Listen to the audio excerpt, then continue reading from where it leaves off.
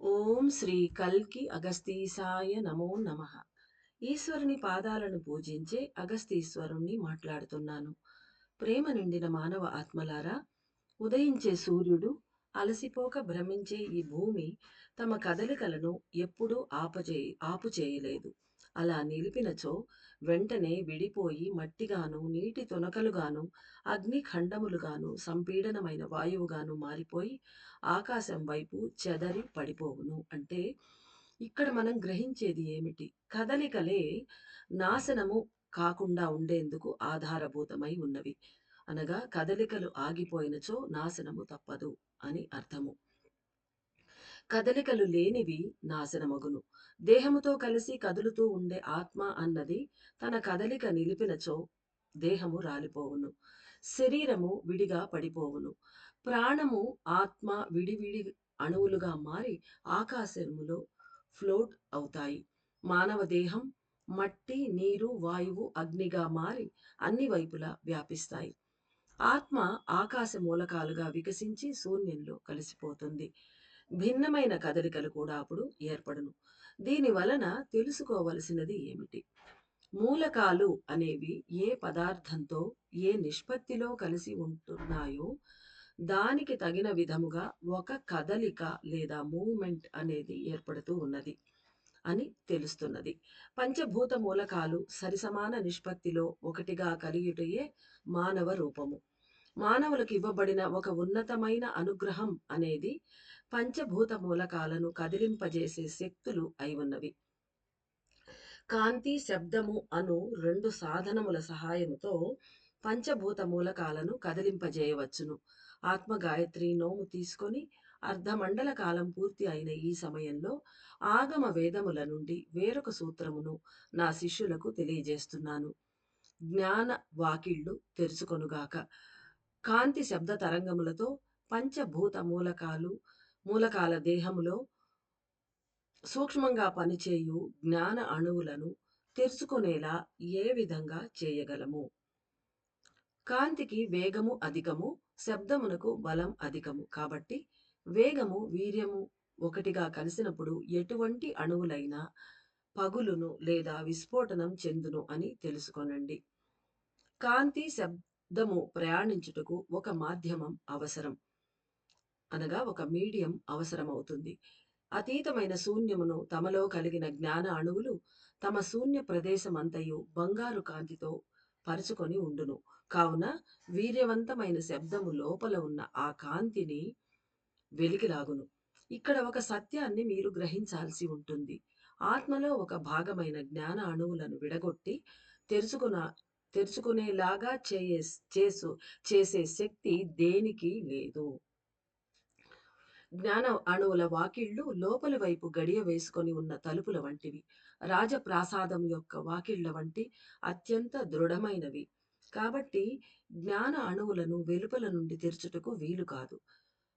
కరుణతో వాటంతట అవే తెరుచుకున్నప్పుడు మాత్రమే వాటి లోపలి శక్తులు వెలికి వచ్చును అన్న సత్యాన్ని గ్రహించాలి. జ్ఞాన అణువులు పగలాలి లేదా విస్ఫోటనం చెందాలి అంటే వెలుపల శక్తులను లోపలికి పంపవలసి ఉంటుంది.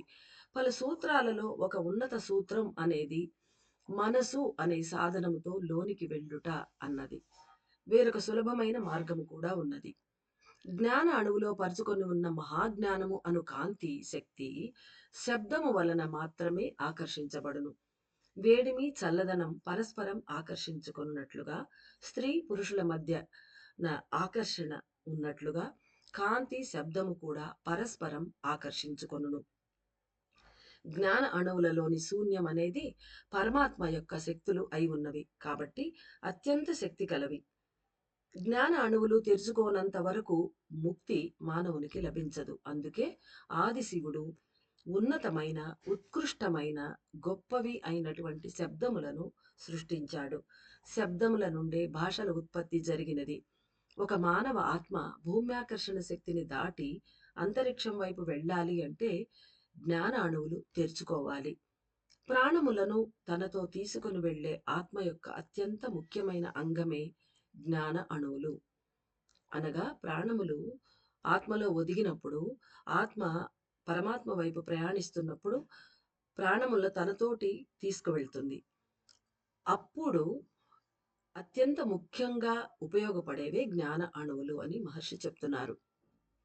అవి తెరుచుకొనుటకు అనగా జ్ఞాన అణువులు తెరుచుకొనుటకు శబ్ద తరంగములు సహాయపడును అన్న సత్యాన్ని గ్రహించి అకార, ఉకారములను స్పష్టంగా ఉచ్చరించి వాటి ద్వారా పలుకులను ఏర్పరిచి అర్థవంతమైన జీవితమును వికసింపజేశాడు ఆది శివుడు అని తెలుసుకొనండి.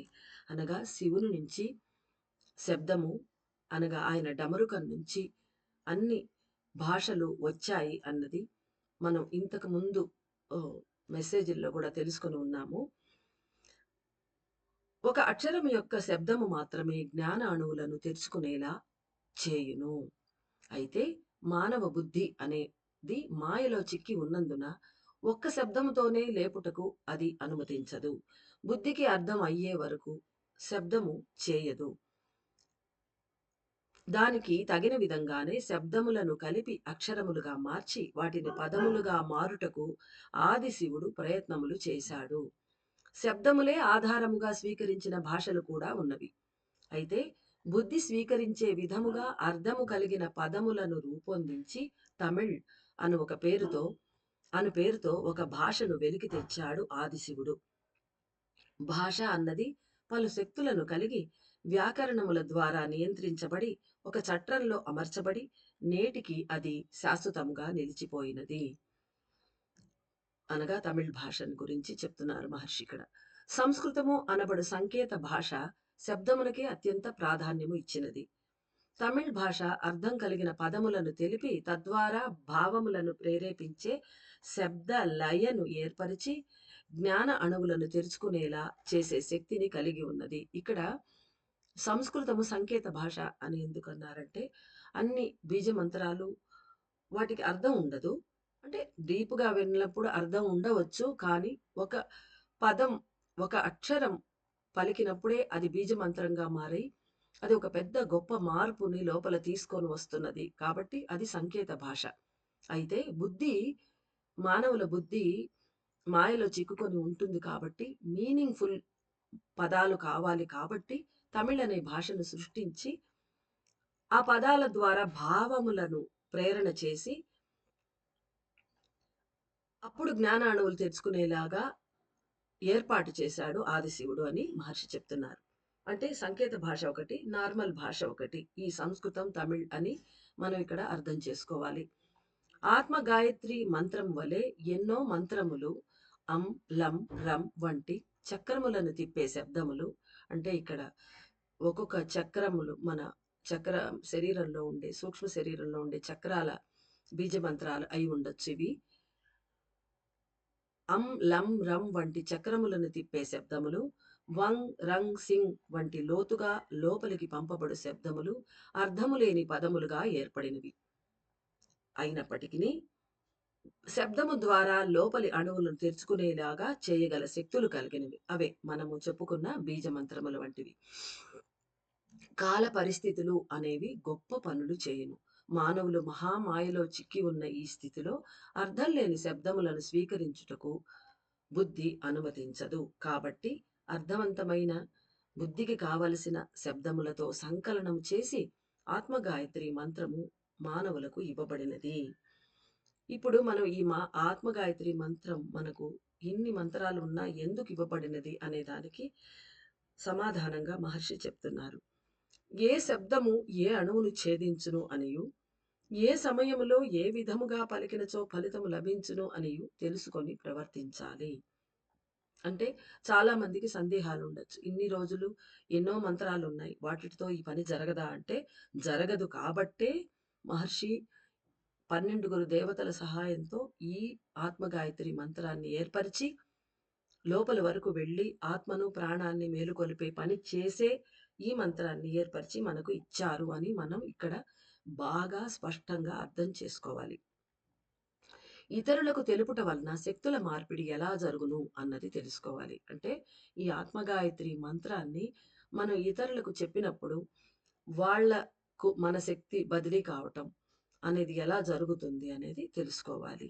అద్భుతమైన శబ్దమును కాంతితో ఏ విధముగా కలిపి జ్ఞాన అణువులలోనికి పంపవలెను అనియు, మనసు అనే సాధనము దానికి ఎలా సహాయపడును అనియు తెలిపే సూత్రాన్ని నేను స్పష్టంగా తెలియజేస్తాను. సత్యాన్ని గ్రహించి ప్రవర్తించండి. నా పరిపూర్ణమైన ఆశీస్సులు.